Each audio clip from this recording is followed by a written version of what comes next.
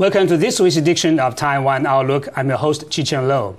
As a result of the skyrocketing oil prices and also the economic difficulties many economic great powers are facing, and the global economy seems to be in a downturn, and Taiwan is no exception. So what has Taiwan been doing in this global economy, and what are strategies for Taiwan to face these challenges? And this is our topic we are hoping to address today. In today's program, we are very delighted and honored to invite President David Hong of Taiwan Institute of Economic Research to share with us his views about Taiwan's economy. Dr. Hong, welcome to our program. Hi, Professor Lo. And as we know that the global economic situation is a very difficult situation, especially in terms of the skyrocketing oil prices and economic problems that the U.S. and other countries are facing. How has Taiwan been doing over the past year or so? Last year, 2007, yeah, our economic growth rate was 5.7%. Mm-hmm. Actually, that's higher than the average of the past 7 years. Yeah. The average of the past 7 is 4.08%. So last year was 5.7%. So actually, it's not too bad. Yeah. Actually, it was not too bad. Actually, Taiwan has been in this kind of global environment for a long time. It's an open economy, so the outside world, there's always something happening. Yeah. That's either higher oil price or the U.S. subprime problem or climate change and et cetera, et cetera. So we are kind of quite used to the changing world. But what are the major challenges that Taiwan will be facing in this global economy? Actually, we should look inside. Mm-hmm. Okay, our domestic market. Over the past few years, relative to the external sector, like trade, has been kind of weaker. That's right. Okay, over the past few years. So that part we have to work on it, how to strengthen our domestic market. Another big issue is about industrial reform. Yeah. Because over the past 50-some years, manufacturing sector was a major contribution to the economic growth. Yeah. But our business model of the manufacturing sector has been the OEM. That's right. All the time. And that kind of business model is facing quite a lot of the competition and the pressure. Now our profit margin is squeezed. So we have to change. We have to do something different. Something different in what sense? That more innovative, more different product. We can do more knowledgeable kind of product, and so that will be different, and we can do better. Some other people cannot do. Okay, so that industrial reform we have to do it. Another important part is about the service sector. Nowadays, the service sector represents about 73% of GDP. However, our service sector doesn't have much of international competitiveness. Okay. And we have to do something about that. Let's talk about the shrinking domestic market first, because that has to do with the employment rate and everything and so on. What are the reasons for this kind of shrinking domestic market? Okay. One thing is about the lowered economic growth rate. Okay. Because compare the past 7 years versus the first 50 years from 1950 to 2000, the average GDP growth rate for that 50 years was 8.4% per year for 50 years. That's right. But start from year 2000 to 2007, the average became 4.08%. Okay, now don't jump on the conclusion too soon. Say, well, it was because of the political party change. No, that's only part of that reason. Yeah. Okay. Another part, the major part is 2001. There was dot-com bubble. Yeah, bubble. And IT sector was so important to us. Yeah. Therefore, that GDP growth rate for 2001 for us was minus 2.17. That was the only year with the negative and the lowest the historical. That's right. And with that kind of minus 2.1, they included in past 7 years. So the average, certainly it would be much lower. Another part is because of maturity of our economy. That's right. We are becoming more mature economy. For a mature economy, it would be just hard for you to maintain a very high growth rate. That's right. Take U.S. as an example. A 3% GDP growth rate for U.S. is good. Yeah. 4% extremely good. 5% is hardly heard. That's right. So we are gradually close to that kind of mature economy. But you just mentioned that last year we have a 5.7 economic growth rate. Right. And in other words, our economy now is in recovery. So are you expecting to a growing domestic market as a result of that? Actually, the domestic market is still quite relatively weak. You know, for example, the private consumption, usually an economy with a strong private consumption would be a kind of guarantee for the economic growth of that economy.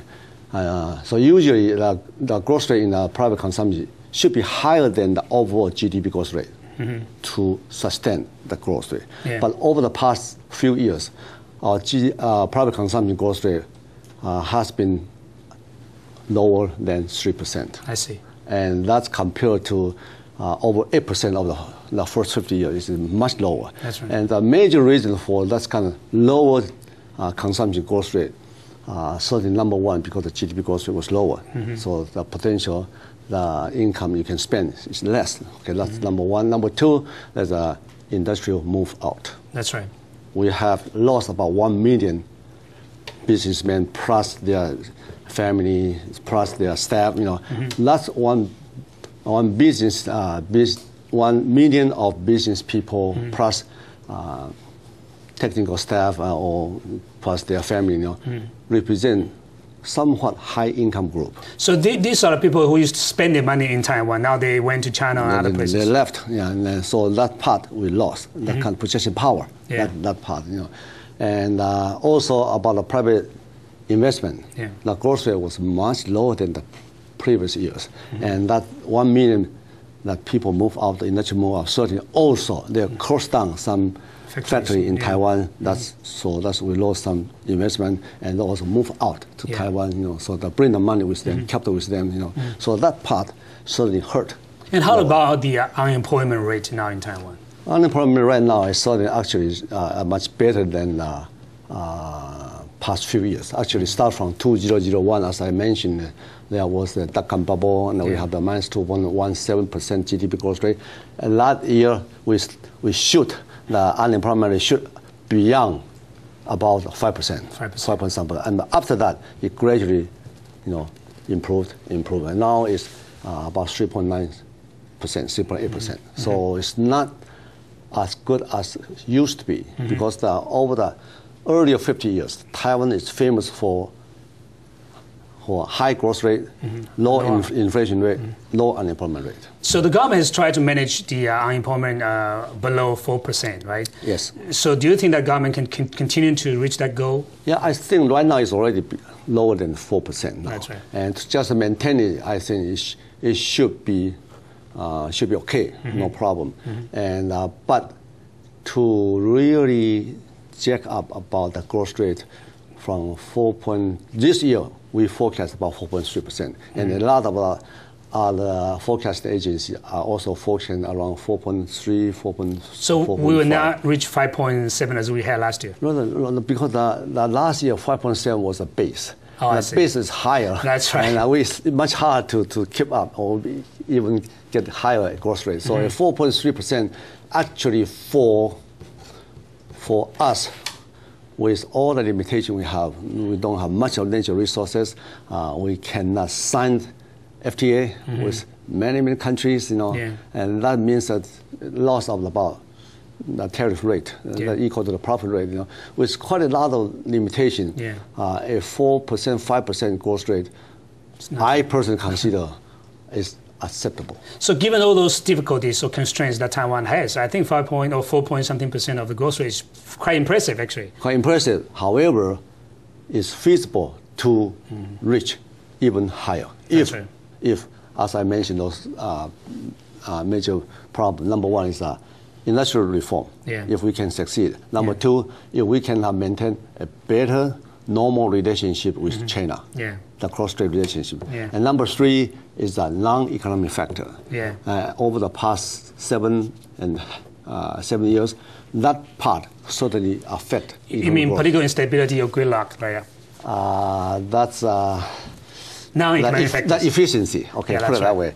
Because that the legislation and administration belong to different parties. That's right. That's will cause some kind of loss of efficiency there. And that part, in the future, hopefully, I think it should be improved. Right? And so with that, all those three, if we can overcome that difficulty and improve, and to reach over 5% certainly is feasible. How about external challenges? Yes, you talk about this now, mainly domestic challenges, but how about external challenges? The major things that beyond will really kind of hard on us is not be able to sign those kind of FTAs. FTA, the trade agreement with countries, or join the regional trade agreement.